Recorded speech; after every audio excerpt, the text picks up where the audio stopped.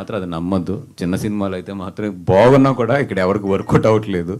ఒకటి ఏంటంటే సాటిస్ఫాక్షన్ గురించి తీయడమే తప్పితే చిన్న సినిమాల్లో అయితే డబుల్ వర్కౌట్ అయిన సందర్భాలు సంవత్సరంలో 2-3 మించి ఉండవు. అండ్ ఇంకో క్వశ్చన్ అండి, ఎక్కువ ఈ మధ్యన ముంబైలో ఉంటున్నారు ఆబ్వియస్లీ బన్నీ గారి షూటింగ్ కోసం. మొన్నటి వరకు స్ట్రైక్ జరిగింది. ఈ సర్ప్రైజ్ ఏంటంటే ముంబైలో జరుగుతున్న షూట్ కూడా కొంచెం ఇబ్బంది పడ్డారని అంటున్నారు. మీరు సినిమా గురించి చెప్పక్కర్లేదులే కానీ అక్కడ కండిషన్స్ ఏంటో చెప్పండి.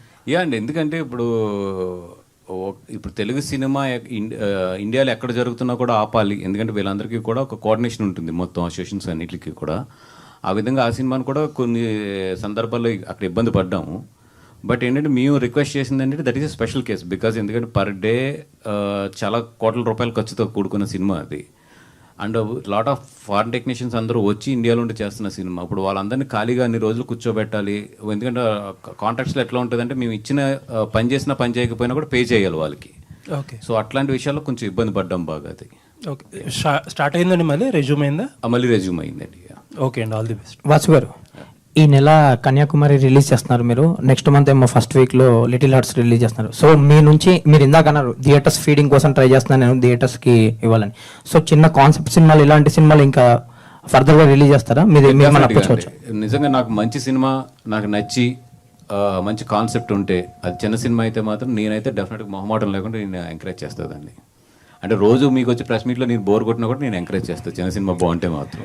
అంటే ఇప్పుడున్న సిచ్యువేషన్కి తగ్గట్టు ప్రొడక్షన్ పరంగా మీ వైపు నుంచి మార్పులు చేసుకోవాల్సిన అవసరం కూడా ఏమైనా ఉందంటారు సార్? అంటే 100% నా వైపు నుంచే కాదండి, ప్రతి ప్రొడ్యూసర్ కూడా ఇప్పుడున్న సిచ్యువేషన్స్లో ఫస్ట్ అర్థం చేసుకోవాల్సింది ఏంటంటే మనం వెనకబడిపోతున్నాం అని సినిమాలు తీస్తే మాత్రం డబ్బులు పోతాయి. ఇప్పుడు మన పేరు మర్చిపోతున్నారు, లేదా మన బ్యానర్ పేరు మర్చిపోతున్నారు అని ఎక్కువ పరిగెట్టి ఏదో సినిమాలు రన్నింగ్లో పెట్టాలంటే మాత్రం ఇప్పుడున్న సిచ్యువేషన్లో అయితే డబ్బులు పోతాయి. 20లాగా మినిమం సేఫ్ అనేది మాత్రం ఇప్పుడు సినిమాలకు లేదు. రెండే ఉన్నాయి, disaster, super hit. Super hit అయితే డబ్బులు మిగిలితాయి, డిజాస్టర్ అయితే పోస్టర్ డబ్బులతో సహా పోతాయి. అది ఎంత పెద్ద సినిమా అవ్వచ్చు, ఎంత చిన్న సినిమా అన్నా అవ్వచ్చు. ఈరోజు మినిమం సేఫ్ అనేది మాత్రం సినిమాల్లో అయితే లేదు, చాలా కష్టం అవుతుంది. ఇప్పుడున్న బిగ్ ప్రొడక్షన్ కంపెనీలు కూడా వచ్చే 2 ఏళ్లలో ఏంటి భవిష్యత్తు అనే ఒక క్వశ్చన్ మార్క్ అనేది బాగా ఏర్పడింది, ఒక భయం అనేది ఏర్పడింది అని కూడా అంటున్నారు. నిజమేనా సార్? అదంటే 100% అండి. ఇప్పుడు ఈవెన్ బిగ్ బ్యానర్స్ అవ్వచ్చు, స్మాల్ బ్యానర్స్ అవ్వచ్చు, ఒక రేంజ్ ఆఫ్ హీరోస్కి ఓపెనింగ్స్ పడుతున్నాయి, వాళ్ళకి ఓటీటీ రేట్లు కూడా బాగా వస్తున్నాయి, అండ్ వాళ్ళ దాంట్లో రెవెన్యూస్ బాగున్నాయి. అట్ ది సేమ్ టైం ఖర్చు కూడా అలాగే ఉంటుంది. బట్ ఎంతో కొంత ప్రొడ్యూసర్స్కి మిగులుతుంది ఆ సినిమాలో.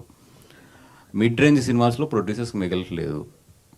ఒక పెద్ద సినిమా, ఒక హై బడ్జెటెడ్ సినిమా ఉంటే ఒక మిడ్ రేంజ్ సినిమాలో దే కెన్ గెట్ ఆన్ అవ్వచ్చు.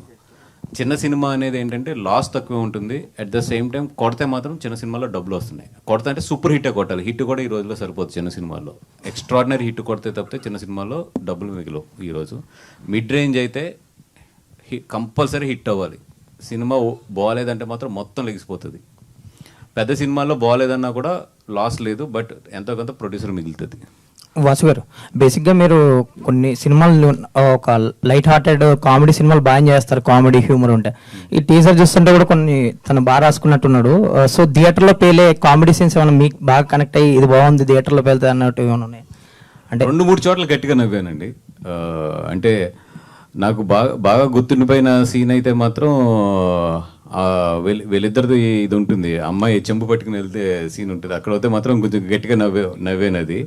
అట్లాగేంటంటే క్యూట్ మూమెంట్స్ ఒక 2-3 చోట్ల బాగా నవ్వొచ్చిన మూమెంట్స్ అయితే ఉన్నాయి. లైక్ కోడిగుడ్ల సీన్ సంథింగ్ చాలా రాసుకున్నట్టు. అవునండి, నేను చెప్పడం కన్నా కూడా థియేటర్లో అయితే మాత్రం 2-3 చోట్ల అయితే గట్టిగా నవ్వుతారు. బాగా తీశారు ఆ 2-3 చోట్ల. ఓకే, ఆల్ ది బెస్ట్ సీజన్ గారు. Thank you. శాలిని,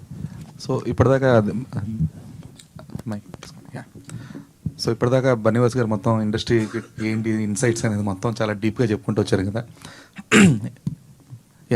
సో ఇప్పుడు ఆయన చెప్పిన ఇన్సైట్స్ ప్రకారం మీకు వచ్చిన క్లారిటీ ఏంటి సినిమా మీద?